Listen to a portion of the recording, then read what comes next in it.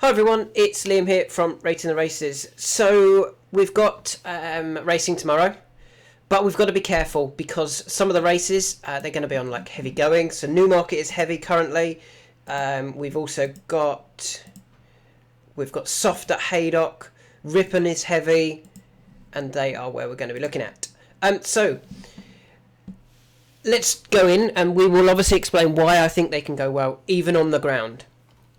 So starting tomorrow in the 150 at Newmarket, the Judgmont Royal Lodge Group 2 stakes.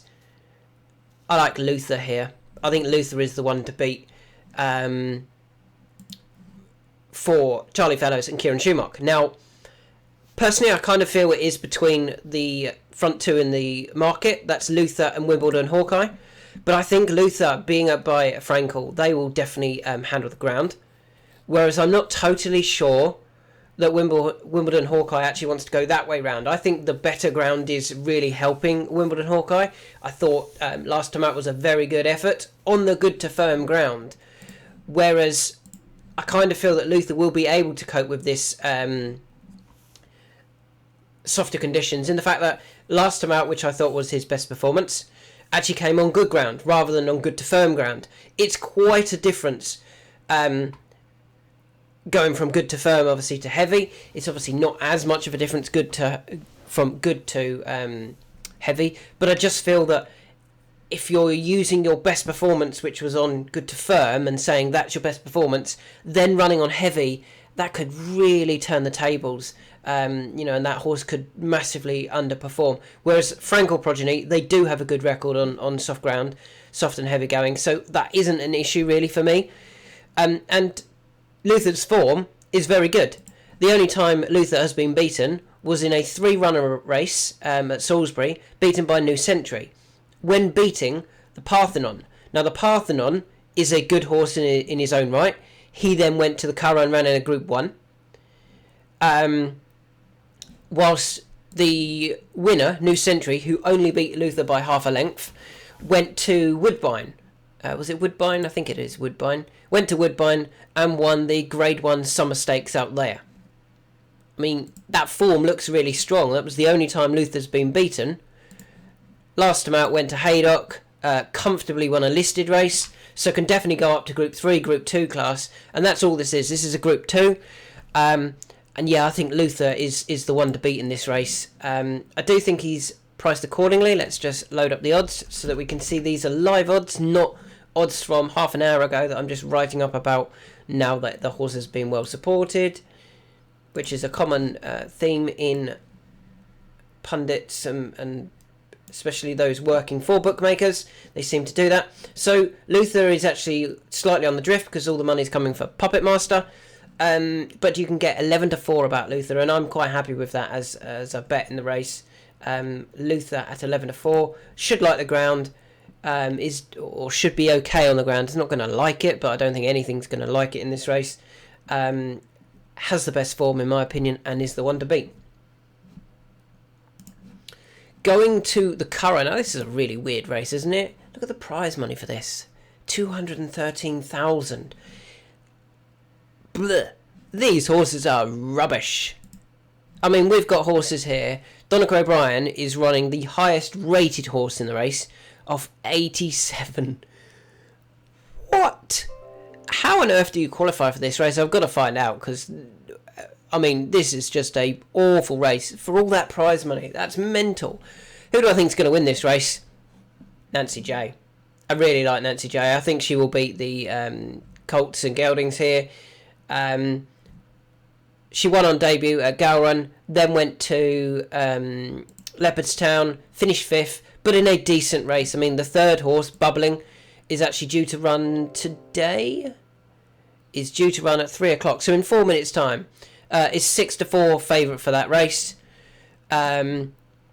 Chantes, Garden of Eden, Easy Mover, I think are all decent horses. And Nancy J still looked like she didn't know what she was doing in that race last time out in a listed race.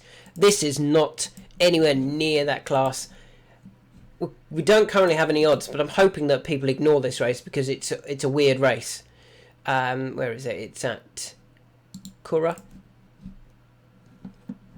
Did I click that? Yes, I did. We don't currently have any odds, but I'm definitely keeping an eye out for Nancy J, because if Nancy J is anything above like 5-4, I think it's a bet. I think the others in this race are very, very moderate. And I would be very disappointed if Nancy J doesn't take all of the beating there, to be honest. Off to Newmarket for the 225, the Cheveley Park Group 1 for fillies over 6 furlongs. Now, it's quite boring, the selection in Babouche, but I think she wins. The reason I think she wins, so first of all, she last time out beat Whistle Jacket at the Curragh over 6. That is exactly what Whistle Jacket wants, 6 furlongs. Form otherwise has been very good. He subsequently went to Deauville and won a Group 1. Plus, as you can hear, I'm saying Whistle Jacket is a colt. For a filly to beat a colt, I think it's a very, very good performance anyway. Even getting the £3 allowance, I don't think that's normally enough. And Babouche won it comfortably, beating the Aidan O'Brien horse. Now, Aidan O'Brien knows his stuff.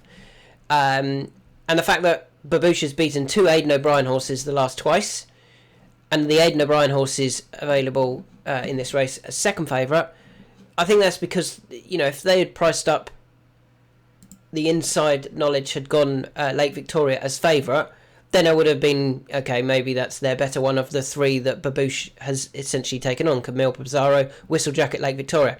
I don't think she is. I think Whistle Jacket is the number 1 out of those, and Babouche was too good for her.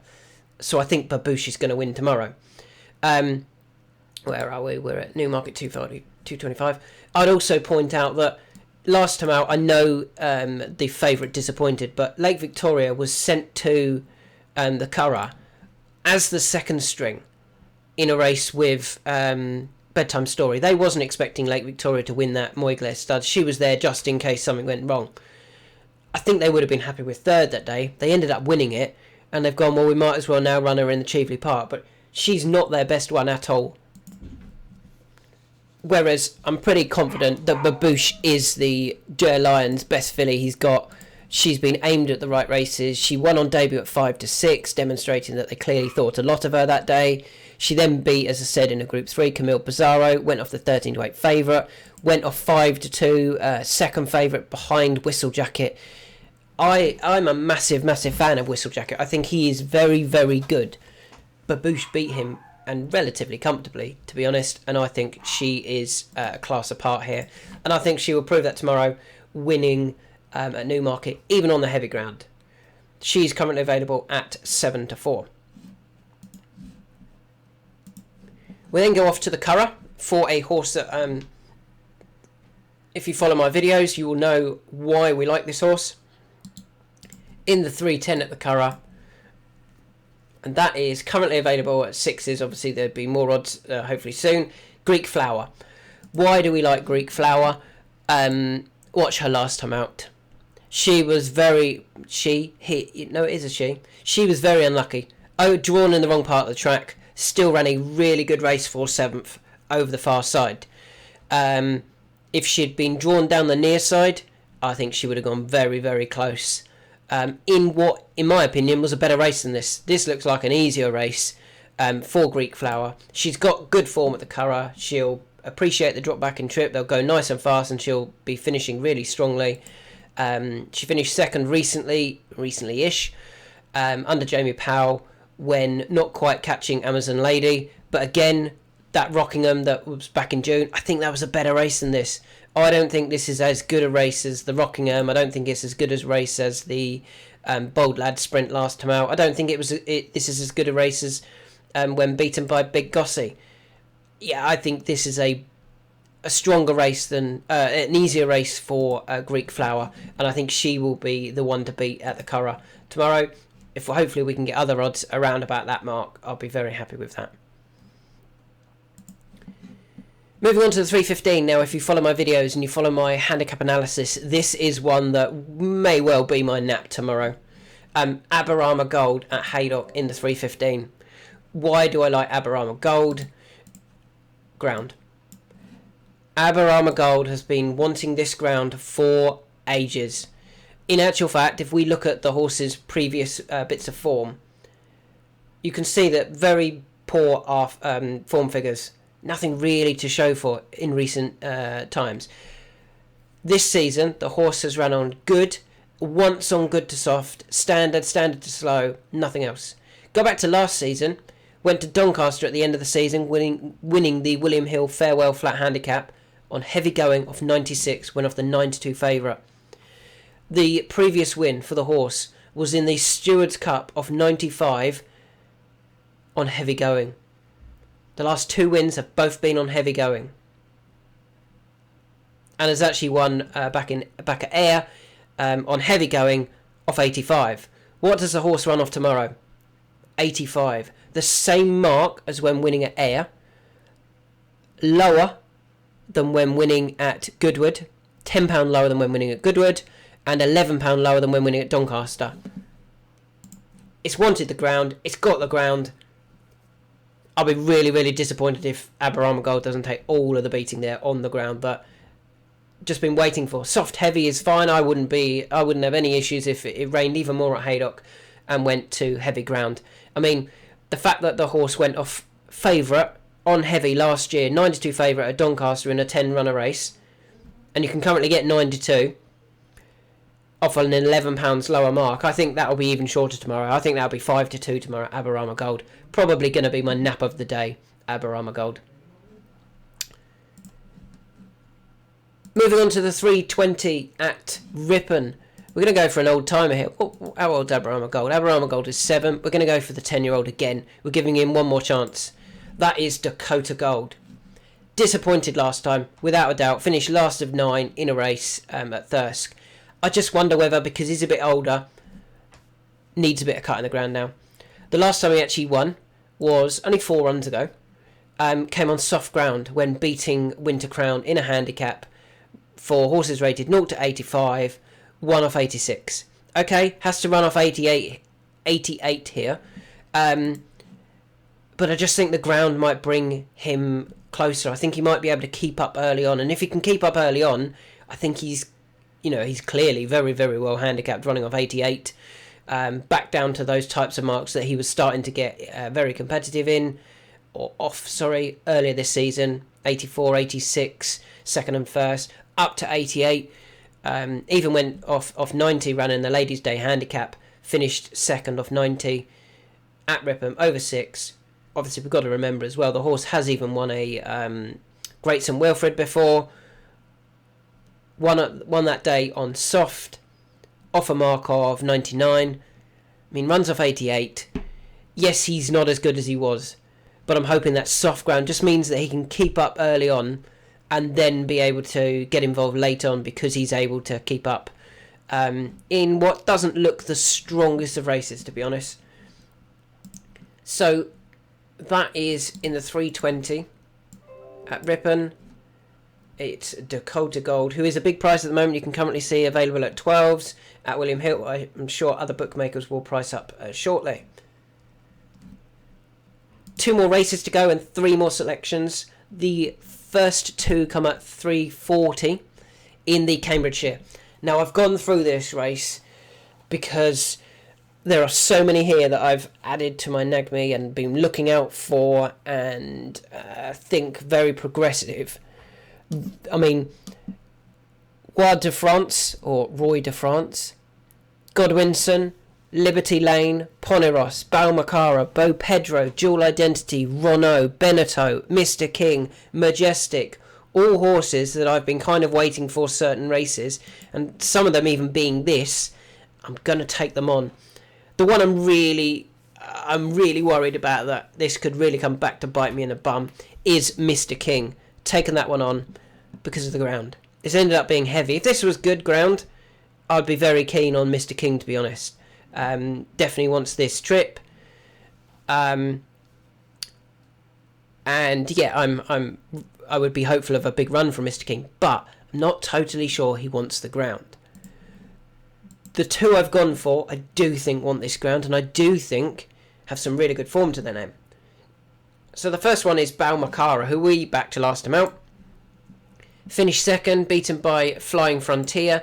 And as I've said before, I think Balmacara just took on involvement a little bit early that day under Charles Bishop. They got racing a little bit early, whilst Flying Frontier was sat waiting right out or towards the back, and ran on and nabbed them both on the line. I think with a more conservative run, Balmacara would have won that, and would have won that quite nicely. So if we're going on that and say it had gone up £5, we're saying the £2 that the horse did get probably isn't enough anyway. But also, the run before that is probably the run that I think is the best bit of form, or a very, very strong bit of form. 2 runs ago, finished second to Persica on soft ground at Sandown. That was actually our form line for backing the horse again at Sandown. I really like Persica. Persica then went to Windsor, finished third in a Winter Hill Stakes, the Group 3. I think it was a really good Winter Hill Stakes. The 4th horse that day, Novus, came out and won yesterday in a listed race. The 2nd horse, Certain Lad, went to Longchamp, and won a Group 3. The winner is clearly very smart. My Prospero, rated in the 114 now. I think it's all very, very strong form. So if Persica was good enough to get involved in that race, to be beat by Persica probably wasn't a bad effort from Balmacara. And Persica himself has come out and won a listed race. I think Balmacara is listed class or group class and still running in handicaps.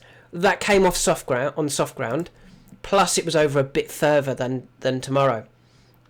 Has also won twice on soft and finished third on debut on heavy in a race that was incredibly strong. The winner was Zoom Zoom. Zoom Zoom was last actually seen running at Chester in a listed race, but is rated 101 and was really highly rated and did really well as a 2-year-old. Won all 3 races as a 2-year-old. The runner-up was Kikuli. Kikuli was last seen finishing 4th in a Group 2, but has also finished 2nd at Ascot in a Group 3 behind Hartem. Has some really good form, rated 112.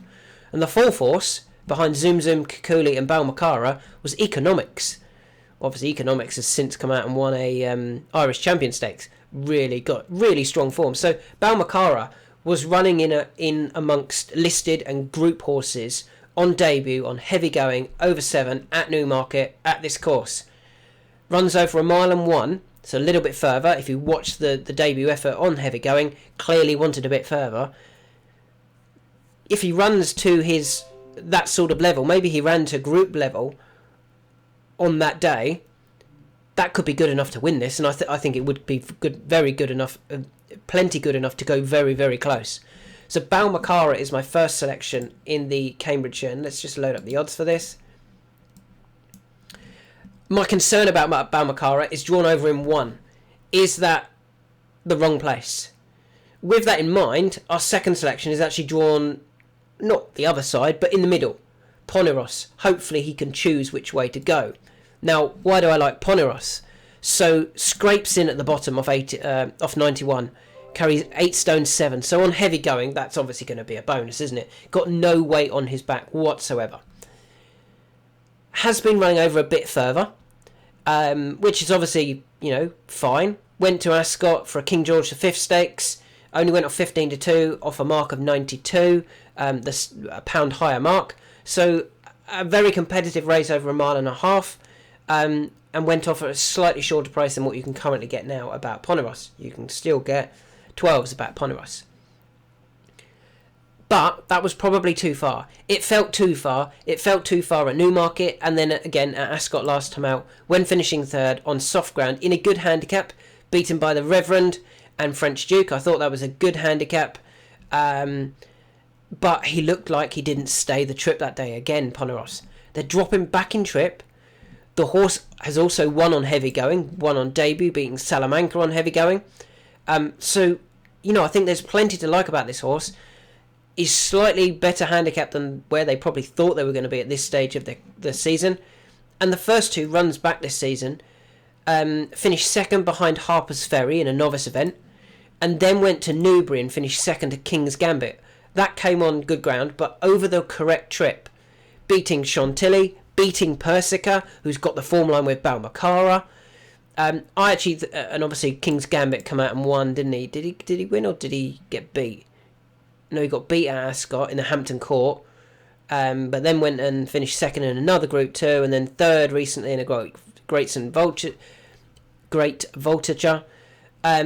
King's Gambit is clearly a very, very good horse himself. So there was nothing wrong with Poneros finishing second there, off just a £3 lower mark. King's Gambit was rated 93 that day, is now rated 116. So that horse is up, what, £23? Poneros is up 3 on his last run over a suitable trip. Has also run on the ground. I think there's plenty to like about Poneros, and he is my second selection in this race at 12-1. And finally, the last one we're going to talk about is in the 4 o'clock at Ripon. That horse is John Curragh. Why do I like John Curragh? Well, mainly because of the ground. Not just because of the ground, but I think the ground is a big thing for him. He clearly wants soft and heavy. They always run John Curragh on soft and heavy. And it's a strange one to go from selecting a horse in the last race rated 102 in Balmacara to this one who's rated 50. But he's rated 50, having dropped from a higher mark than that. I think he's been rated in the mid to low 80s before. Dropped a long way in the handicap. Clearly not the horse he was. He is 9, definitely not the horse he was. Last time out at Carlisle, he actually went off the 5-2 favourite. And just hung right after coming into the race, travelling oh so well. Looked like he was going to win it comfortably. I think tomorrow, Connor Beasley's just going to wait a little bit longer. Connor's going to sit and wait and go as late as possible, I feel, on this ground. Not going to get there too early. And if he doesn't, and he comes there travelling with half a furlong to go, I think this time he'll be able to quicken past and go and win the race. He's not in bad form. You can see his recent efforts, second, third, second, fourth. He's likely to run a good race. They were off marks of 50, 50, 50, 50 and 50. So, he's likely to be there or thereabouts again. I think that Connor Beasley on board, I think waiting as long as possible, plus the soft ground, I think they're all key for him at Ripon tomorrow in the 4 o'clock. Now, I don't think we've got any odds there, so we will be waiting to see what prices they price up this race. I'm hoping he's not favourite, because we've got the likes of Hurstwood, who won last time out, Music Society and Run This Way, who were second. Hopefully people look at that and go, well, they're the younger horses, mainly, potentially have a little bit more to find, or more to come, whereas John Curragh, that is his mark. I'm hoping that's what we kind of go there, and John Curragh can go really close tomorrow in this very moderate race at Ripon. So, quick recap. In the 150, I like Luther. Franco Progeny are fine at the on the ground. Only defeat came to New Century, who's since won a Group 1 over in America. 2 o'clock, Nancy J. I don't know what prices we're going to get yet. I said anything above 5-4, because this is a very, very poor race. Was still green last time out, even stepping up in class. Babouche, I think, is Joe Lyons' number 1 filly, whereas I don't think Lake Victoria is. And they're just running her here because they've already won a Group 1 with her, and they're seeing, they're finding out their level for next year. Whereas I think Babouche will win this quite nicely for Joe Lyons. 3:10, we like Greek Flower, drawn in the wrong part of the track last time out. Better drawn. And I think this is an easier race than the last couple of runs. 3:15 at Haydock, Aberama Gold, likely to be my nap. Just wanted the ground. Finally gets it. 3:20 Dakota Gold, the ground could mean that he keeps up early. If he does, then I think he can go really close. The Cambridgeshire, Balmacara, that bit of form 2 runs ago was very good behind Persica. Last time out, maybe just found the ground a little bit quick. Has got some form on softer conditions. Poneros, beginning of last season, actually won on heavy going. Has some really nice form to his name. And has been running over probably too far the last few times. Drop back in trip. That second behind King's Gambit, I think, is a real classy bit of form. And finally, in the 4 o'clock, John Curragh on this ground. I think that's what he needs. Connor Beasley to wait as long as possible tomorrow. Thanks for listening, and hope you have a great weekend, even if it continues raining.